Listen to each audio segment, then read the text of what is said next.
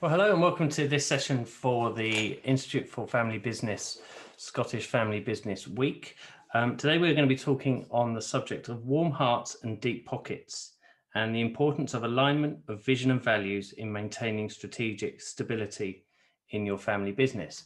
And I'm joined today by Mairi Mickel, who I'm sure you will all know, and if you don't, you will do certainly by the end of this session. So hi Mairi, how are you?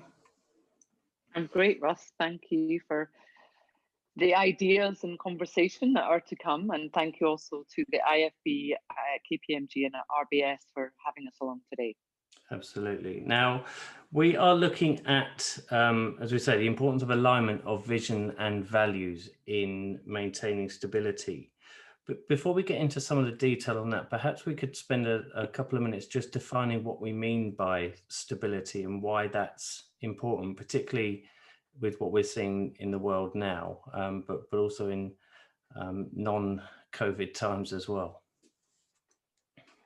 Well, if you look at family business as a nested system of parts, the ownership system, the family system, and the business system, then any transition that's happening, leadership, ownership, even if the business is selling, any of those kinds of transitions typically will create an environment where something will destabilize, whether that's interpersonal relationships, whether that's the pool between the needs of the business for capitalization and the needs of the owner for wealth extraction, whether that's tension between the older generation and the upcoming successor. There's a lot that can cause destability as transitions occur. So that's what I mean by stabilize. But also you and I know that what's been going on in the past 6 months through COVID and crisis, what that crisis has done to family businesses has also created quite a lot of instability. I heard some of them refer to it recently as an ownership moment. In other words, a real struggle that was going on between the ownership elements of the business. But I'm sure there's plenty of other destabilizing that's shown up. What have you seen, Russell, in your clients in terms of stability issues? Yeah, similar things. And I think one of the sort of distinctions between what we could term as pre-COVID times, where there was a form of normality and stability, albeit there's always some element of instability outside of the family business. What a period of severe instability outside the family business does is brings into focus how stable things are within that family business. And I think you kind of see the best and worst of that in the way that some people react to a crisis. And I know we're going to be getting into the detail around sort of visions and values and that kind of stuff. And it's, for me, it highlights the importance of going into those processes of understanding the vision and values in its entirety, rather than paying lip service to it and just going, yeah, let's get some values and stick them up on the wall, and that's that done. Because I think there's a big distinction when things do start to get destabilized outside the family business. Having that strong vision, understanding the values can help you get through that time. So there's this bit of strength and robustness in a collective vision that environmental factors can't touch if they have done the work around defining what's important to all of them as owners collectively. Yeah, and it kind of brings everyone together and sort of gathers around this vision and the values. If it's something that they've all bought into and understand and have all had their voices listened to during the process of articulating that, then it kind of goes, right, this is what we're trying to do. This is what we're up against, and pulls people together. Whereas if it's something that is done just as a sort of paper exercise to get it done, I think it doesn't have that same impact. Yeah, absolutely. And always that needs to evolve. I've worked recently with a family business who have transitioned very well into their second generation. Dad is still on board as the chairman, son is the CEO. And even though they have an incredibly stable business and family relationship, there was enough going on. They lost 75% of their market through COVID. Wow. And they're in events and sports business. there was enough going on that it did rock right to the core, and they've had to reassert through a sort of ownership forum what their values and vision are, just to actually spend some time coming back to basics and working out, well, what do we want for the business? What do we want from it? Why do we want it together? They've done that work, but they're having to come back to it again sort of 3-4 years down the line because of the damage that COVID has done to the business and the relationships. And presumably that process is made slightly easier by the fact that they've been through that before, and they've had those discussions before, and they understand what is meant when you're saying we want to discuss why we own the business. Because sometimes the first time you ask that question can be, what do you mean, why do we own the business? It's kind of what alternative is there? And it's kind of funneling that conversation down to what is the purpose? How does the vision of you as a business owning family influence the strategic decisions you're making as a business? How do families, in your experience, get started with that conversation? Typically, I support them to start to think a little bit about their DNA. So when families talk about culture, they often think of the culture of the business, but actually who embodies that culture within the family? And often if it's still a G1 to G2 business, the founder's still there, he's alive, it's very clearly him or her that still embodies those sense of values, that culture, that vision for what's next. As you go through businesses, through the generations, you have to keep updating that. But I think it's really coming back to that family DNA. If culture is the way we do things, then actually, what are you doing well naturally? Ken McCracken uses a term called natural governance, and it's understanding, what I understand by that term is, how did you get here? You've been incredibly successful. You got to this point 30, 40, 50 years down the line. How did you get here? What are you doing well naturally? People are often quite uncomfortable with that because they don't spend any time thinking about their responsible business practices. So actually it's holding up a mirror and gently saying, what is it that you see? Let's look at this together. What's your DNA? What's made you naturally successful? How has this happened? How can we make that perpetuate into the future?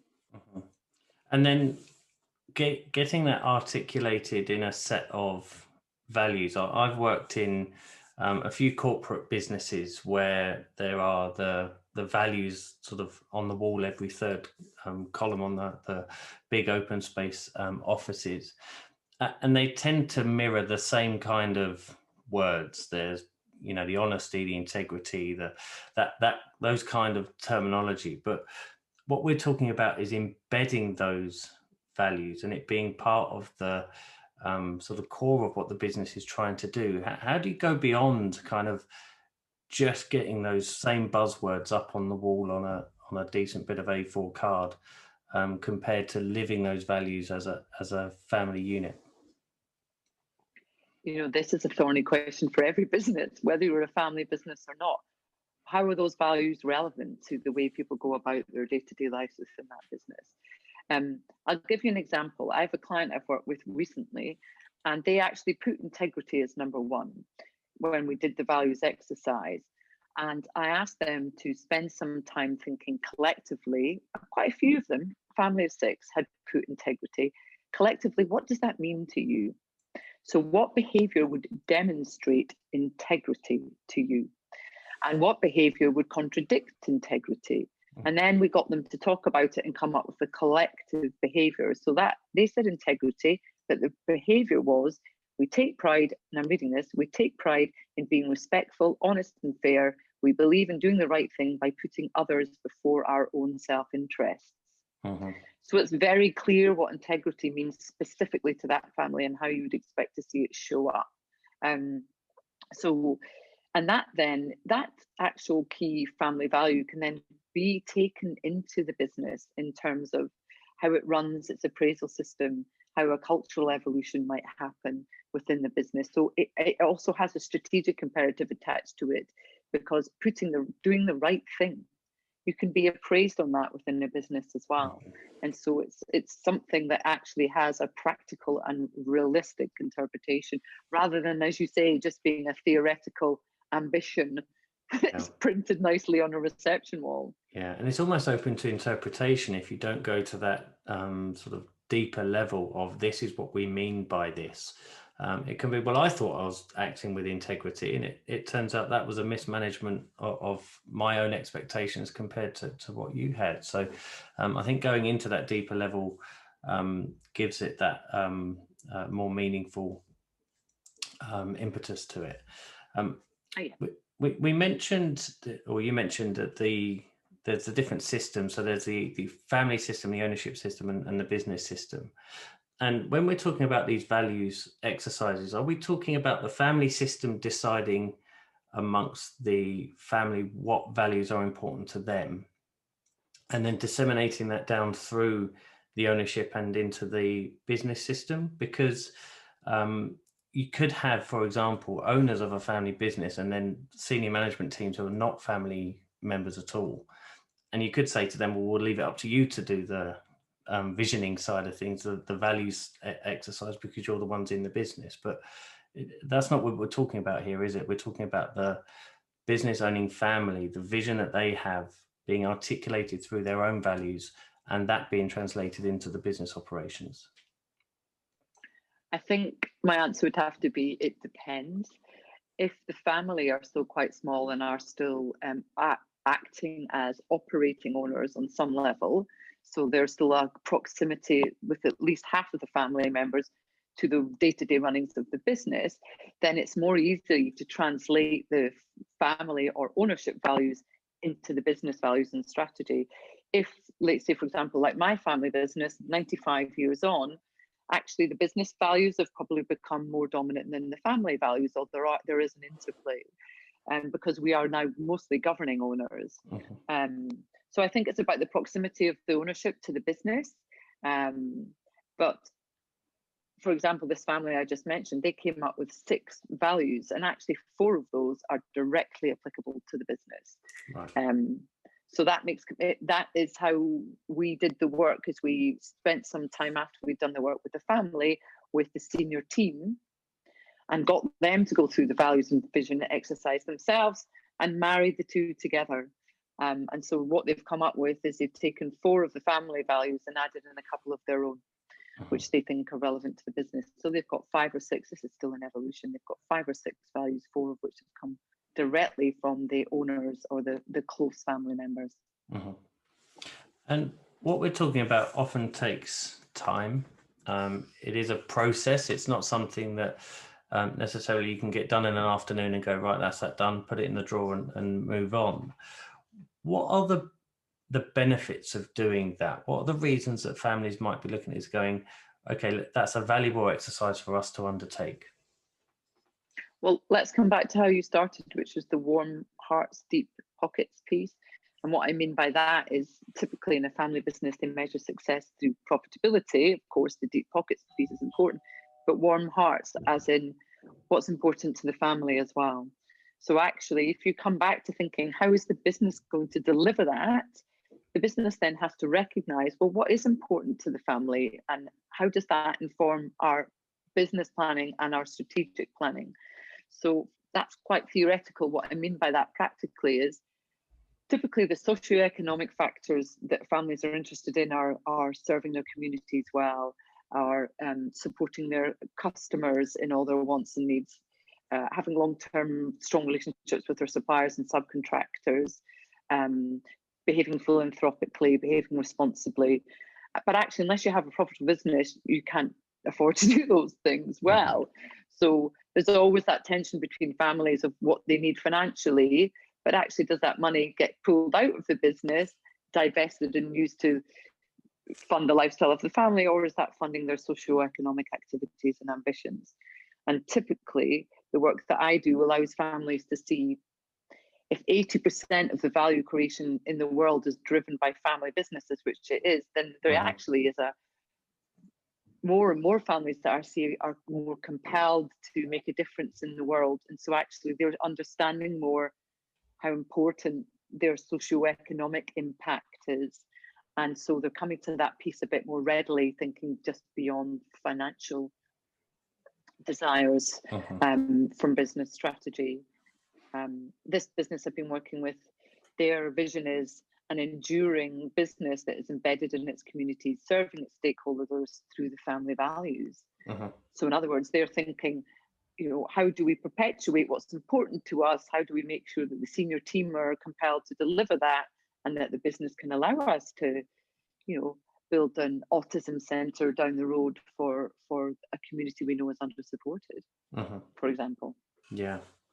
And the starting point presumably is to have that conversation with the family, be that the family coming together to have that conversation, or if they're looking for facilitation, using somebody like yourself as a facilitator to help guide those conversations, so that you can draw on the experiences from other families and what other families have suggested as ideas, because this isn't something that is an off-the-shelf solution. It's not something you can Google and pull off top 5 values and they'll do. Let's go with that.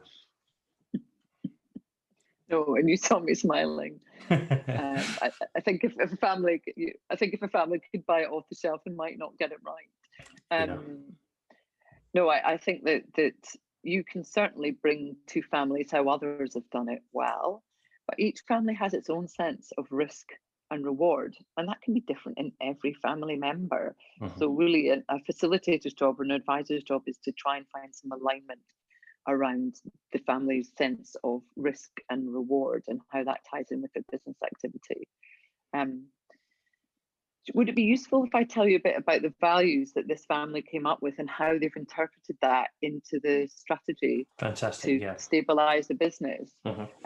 Just as we spoke beforehand, we're both keen to make this as practical as possible and not just theoretical.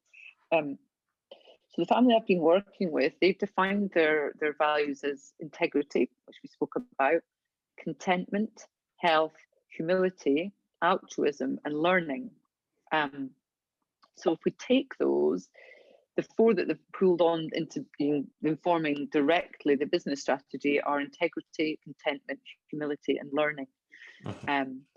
And how they have used those to stabilize the business. And the business is going through a period of consolidation after acquiring another business, is they've decided to take those 4 values and create a values-based appraisal system. So it's rather than having a performance management system, which you've just done well or you've done badly, they're actually also saying this is what's important to the family. How are you performing against these 4 values? And they've created behaviours, as I read out, with integrity for each of those, so it can be measured. They've also translated that into getting on a new CEO, and how that he will be tasked with evolving the culture of the organisation. So it is more open in communication, so it does support people's learning habits. It does employ people that have humility. So that's coming through. That bit around contentment and health is really interesting because it's all about well-being. And actually, I think the family's come to that through COVID. I think it's shaken the business so much in terms of the mental health of the employees, that well-being, to demonstrate how contented and healthy people are, they've introduced new programs. And those are just not for employees, they've also introduced well-being programs for family members. Wow. Yeah, so humility and integrity, they've thought that through into business strategy in terms of the partnership working. So if we're doing joint ventures, if we're pitching for new clients, we want to make sure that we have a long-term working relationship with these people and that we have cultural and values alignment with them, so that actually we both have a win-win from our long-term working relationship. So they've built that into the strategy. And the final point is around learning. They've developed continuous education programs, not only for the business, for employees, which is a great commitment in COVID, but also for family members. They've put money towards a competent ownership program, and they're also thinking about the Generation 3's leadership development program. And on the family side, the family strategy, the altruism has let them think about, well, how do we set up a fund, a charitable fund? And all of that is also about governance. If you think governance is there to stabilise, they've got, a new board, a new CEO, family charter and council. They've updated their articles in the shareholder agreement. They've got a philanthropic forum. So all of these things have been driven by having a values and vision exercise. So there's been quite a lot of activity, more than I thought was possible, that's come out of the back of this. But presumably off the back of that, it helps in pretty much every aspect of operating and owning a family business, because it does provide that level of stability when external environment might be very unstable or through transitions. It helps to deliver the vision of the family through the sort of strategic alignment within the business. It sounds from that as if it makes it a really cool place to work as well, because they're measuring things based on their values rather than just purely on the profitable side of things and that performance side of things. So it's kind of a self-fulfilling prophecy that an upward spiral of positivity that comes from this type of thing to, I don't want to over egg the pudding here, but when done well and when done properly, it really does add a huge amount of value to the family and to the business itself. Absolutely. And I think with really good planning and with better communication, I mean, let's not forget that typically a family will have to go through a period of learning to communicate as adults with one another in the context of the business they own together. I've made it sound easy. It has not been for them or me at points. But with really good planning and communication, all of that wonderful, as you captured it, upwards perpetual cycle is possible. Yeah. Fantastic. And as we said before, the starting point would be to understand the value of it, but also then to take the plunge and think this is something that we as a business owning family could benefit from. Absolutely. Yeah. And I think with that long-term view of benefiting from a more stable business environment, we've all been through a really unstable period and who knows what's ahead of us, with the benefit of looking long term and reinforcing the pillars of your business strategy with your vision and values, then yeah, anything is possible success wise. Fantastic. And where can people find out more about you and the work you're doing, and how to perhaps get started on their own journey? Well, my website is businessfamilies.co.uk, and I'm on Twitter at Mairi.Mickel, and find me on LinkedIn. Very happy to have a conversation with anyone who's interested. I have peaked during this time. Excellent. And yeah, really interesting discussion on a very cool subject. So thank you for your time, and we will speak again soon. Thanks, Russell. Cheers.